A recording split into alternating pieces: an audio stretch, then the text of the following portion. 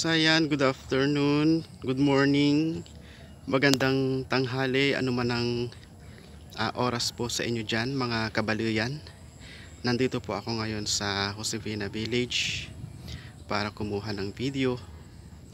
Ito po yung updated video po natin. Ayan po, mayroon na pong bakod. Ayan, for security purpose. Pantay po yung lupa dito, maganda po yung data signal, at meron na rin pong linya ng kuryente at internet. Malapit po ito sa public transport at isang ride lang po, nasa San Carlos City na po tayo, at isang ride lang din pagpupunta ka ng Malasiki. So ayan po, meron na pong para sa tubig. Ayan, ito po ay isang klase ng inner lot. 7,000 per square meter pa rin po tayo pag corner, at 6,500 naman pag inner lot. So samantalahin po natin habang wala pang price increase.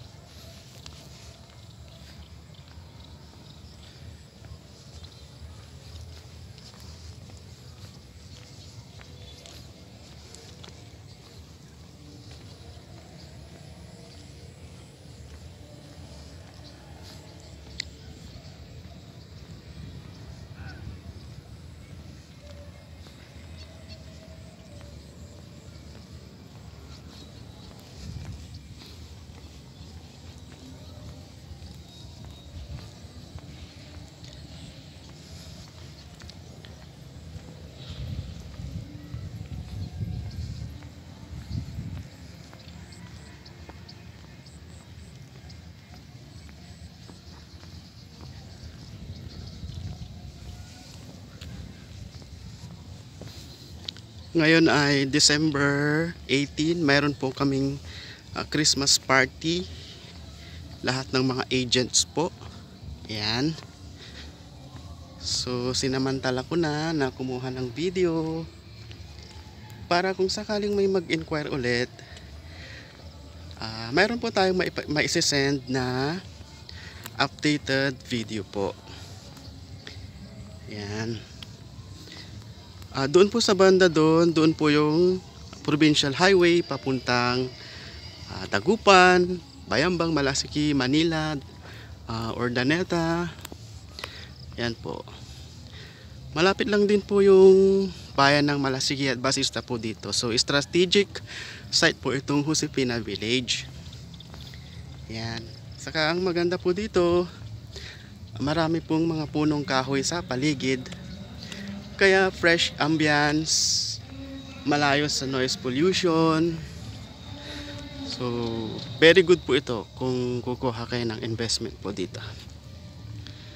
So ayan po, linya ng kuryente. Ayan.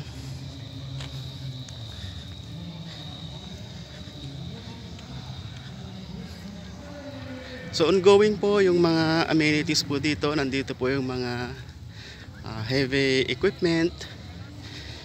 Matagal na sana itong tapos, kaya lang dumaan po ang pandemic, so na-unload po. Ayan. So ngayon po ay tinutuloy.